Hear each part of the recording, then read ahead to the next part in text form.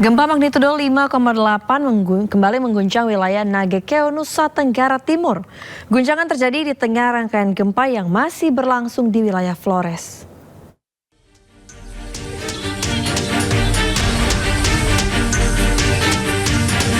Gempa bumi susulan berkekuatan magnitudo 5,8 yang berpusat di wilayah Nagekeo pada Senin pagi merusak permukiman warga.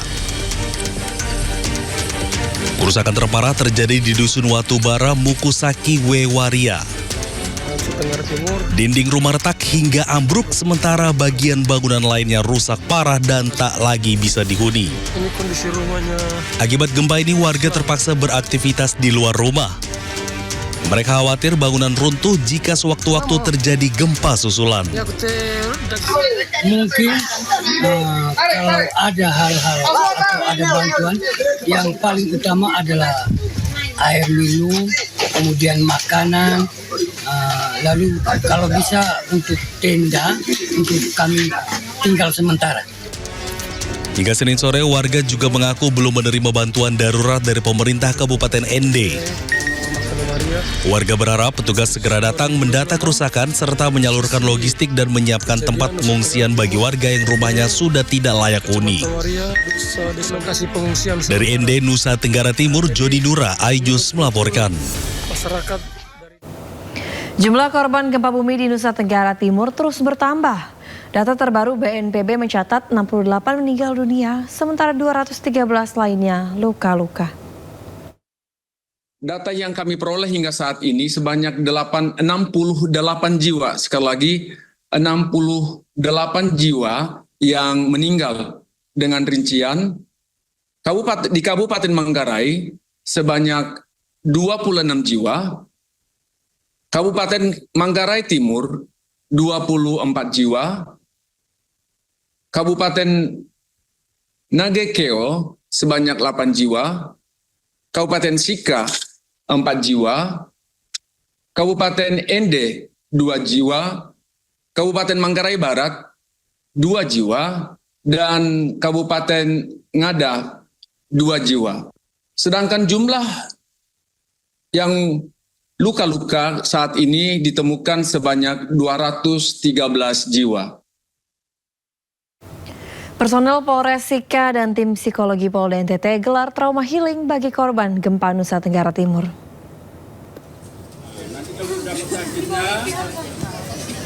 Trauma healing bagi pengungsi di posko pengungsian Gelora Samador Maumere, Kabupaten Sika, NTT digelar pada Minggu pagi. Kegiatan ini dilaksanakan guna pulihkan keseimbangan emosional, mental, dan fisik para pengungsi setelah mengalami trauma gempa bumi agar mereka bisa kembali menjalani hidup dengan normal. Kegiatan dilaksanakan melalui pendekatan psikologis yang bersifat edukatif, rekreatif, dan humanis dengan memberikan permainan hiburan, komunikasi interaktif, serta motivasi kepada para pengungsi.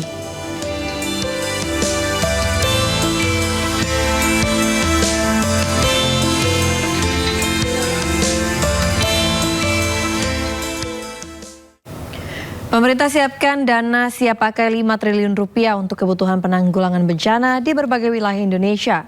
Terkait hal itu, Menkeu RI Purbaya ungkap anggaran dapat bertambah sesuai kebutuhan real di lapangan.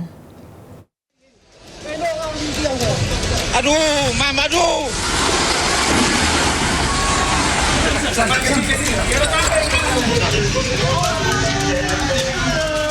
Menteri Keuangan RI Purbaya Yudi Sadewa siapkan anggaran untuk kebutuhan penanganan bencana gempa di Nusa Tenggara Timur.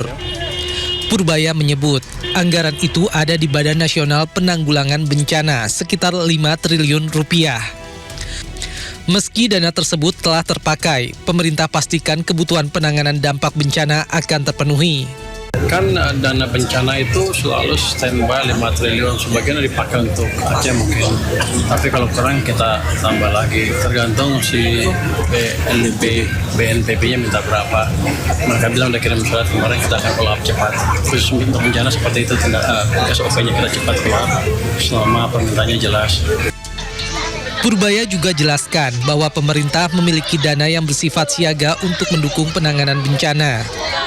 Ketersediaan dana tersebut memungkinkan pemerintah berikan respon pembiayaan sesuai dengan kebutuhan di lapangan.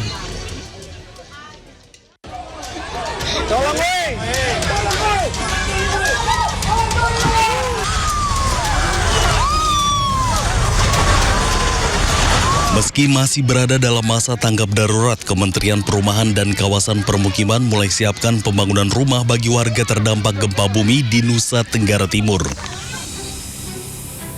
Menteri PKP Marwarar Sirait ungkap pemerintah akan membangun hunian tetap dan rencananya akan dimulai dalam waktu dekat. Ara pun tegaskan langkah mempercepat pembangunan rumah saat masa tanggap darurat bukan hal yang baru bagi pemerintah. Dia mencontohkan penanganan bencana di Sumatera yang jadi pengalaman pemerintah.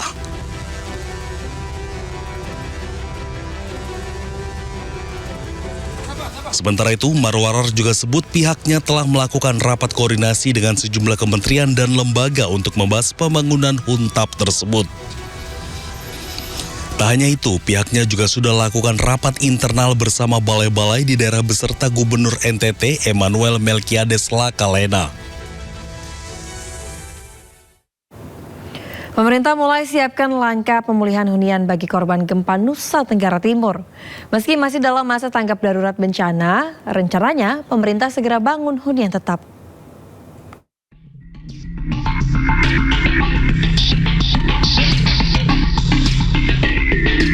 Kobaran api dan asap tebal membumbung tinggi saat kebakaran melanda pabrik kemasan plastik di Kampung Mulyasari, Desa Cikopo, Kabupaten Purwakarta, Jawa Barat. Banyaknya bahan yang mudah terbakar membuat api kian membesar. Karyawan pabrik dibantu warga menyelamatkan bahan baku pembuatan kemasan plastik dari kobaran api. Bagian limbahnya ya kebakaran lupa. Warga yang tinggal di sekitar lokasi juga boleh mengungsi ke tempat yang dianggap lebih aman.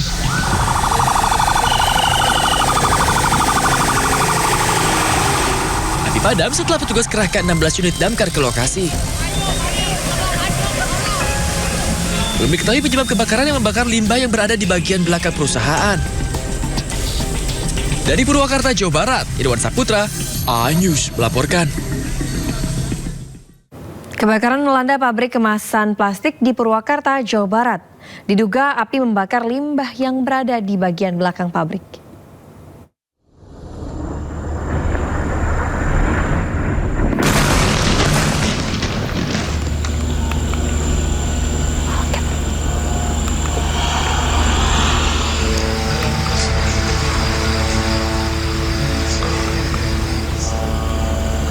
Pesawat tempur Zionis menargetkan Bukit Ali Al-Taher di dekat kota Nabatie di Lebanon Selatan. Rekaman video menunjukkan hantaman serangan di lereng bukit dengan kilatan ledakan dan suara pendengung yang berputar-putar di area sekitarnya. Teroris IDF berdalih militernya menargetkan infrastruktur teror Hizbullah di daerah Nabatie dan Ansar.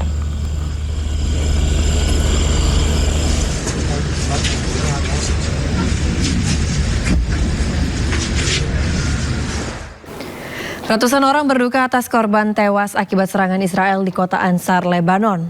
Warga mengkritik Presiden Lebanon yang dinilai gagal melindungi warganya.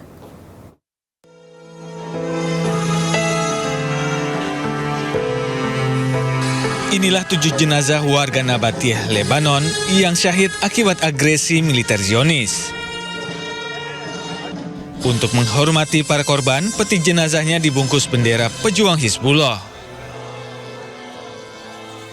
Kepergian para korban diratapi sejumlah kerabat dan warga. Warga Nabatie mengkritik pemerintah Lebanon yang dinilai gagal melindungi warganya. للصراحة ما ملاقي كلمة ولا الجولة اللبنانية، انتم بتقولوا انه انتم دولتنا وانتم بدكم تحمونا، اي حماية هيدي؟ وين هيدول المواطنين اللبنانيين اللي كانوا امبارح عزل؟ اختلوهم هيدا اغتيال ام وبينوا اطفالهم، وينك يا رئيس الجمهورية حضرتك؟ Jumlah korban syahid sejak agresi militer Zionis pada bulan Maret telah meningkat menjadi 4.346 orang tewas dan 12.301 orang terluka. Sementara itu, Presiden Lebanon Joseph Aoun hanya bisa mengutuk serangan Israel tanpa memberikan perlawanan. Sementara itu, pemirsa, utusan Amerika Serikat Jared Kushner bertemu Kepala Hamas Khalil Al-Hayya di El Alamein di Mesir.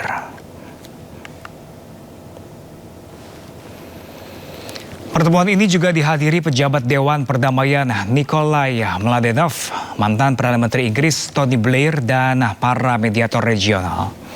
Mereka berupaya memecahkan kebuntuan terkait fase kedua rencana perdamaian di Gaza. Hamas menuduh Israel gagal memenuhi kewajibannya karena aksi militer yang terus berlanjut di Gaza. Sementara itu, Netanyahu secara terbuka menolak proposal perdamaian Trump pekan lalu.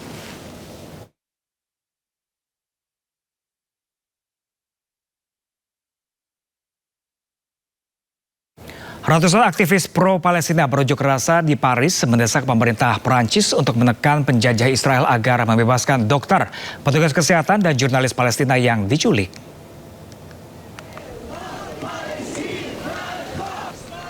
Para aktivis berkumpul sambil memegang plakat yang menampilkan tokoh-tokoh yang ditahan Zionis Israel. Euro-Palestina menyatakan pengakuan Presiden Emmanuel Macron terhadap negara Palestina tidak membawa perubahan positif terhadap hak-hak warga Palestina atau akses bantuan kemanusiaan ke Gaza.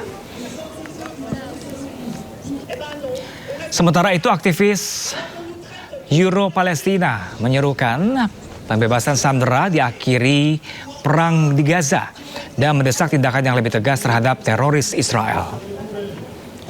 Aksi unjuk rasa ini terjadi di tengah kebuntuan diplomasi dalam upaya untuk mengakhiri konflik di Gaza. Dr Hossein Abou Safia est le directeur de l'hôpital Kamel Adwan au nord de la bande de Gaza. Paus Leo XIV mengutuk kekerasan berulang terhadap warga Palestina di tengah serangan permukiman di tepi barat yang dilakukan oleh Zionis Israel. Paus Leo pun menyuruhkan diakhirnya kekerasan berulang terhadap penduduk sipil Palestina yang diduduki.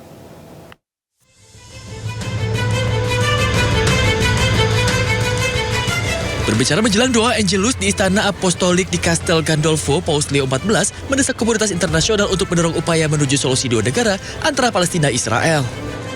Permohonan ini disampaikan setelah adanya laporan bahwa keluarga-keluarga Palestina di Kusro, selatan Nablus telah dikurung di rumah mereka oleh pemukim Israel dengan akses air dan listrik diputus. Ketegangan terbaru di Kusro terjadi di tengah meningkatnya serangan pemukim di seluruh tepi barat yang dilakukan Zionis Israel. Vatikan pun telah berulang kali mendukung solusi dua negara melalui negosiasi untuk konflik Palestina-Israel yang didasari hak dan martabat yang sama bagi warga Palestina dan Israel. Rinnovo il mio appello affinché cessino le ripetute violenze contro la popolazione civile palestinese in Cisgiordania e chiedo con urgenza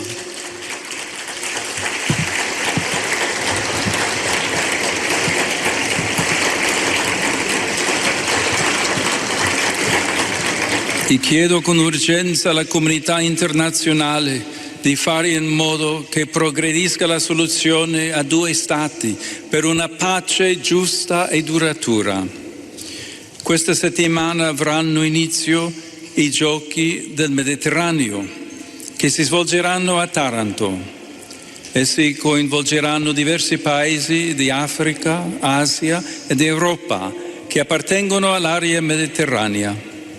Auguro che tale evento sportivo sia una profezia di pace e di fratellanza tra i popoli di questa regione e del mondo intero. Ed ora do il mio benvenuto a tutti voi che vi siete radunati qui a Castel Gandolfo per l'Angelus Domenicale.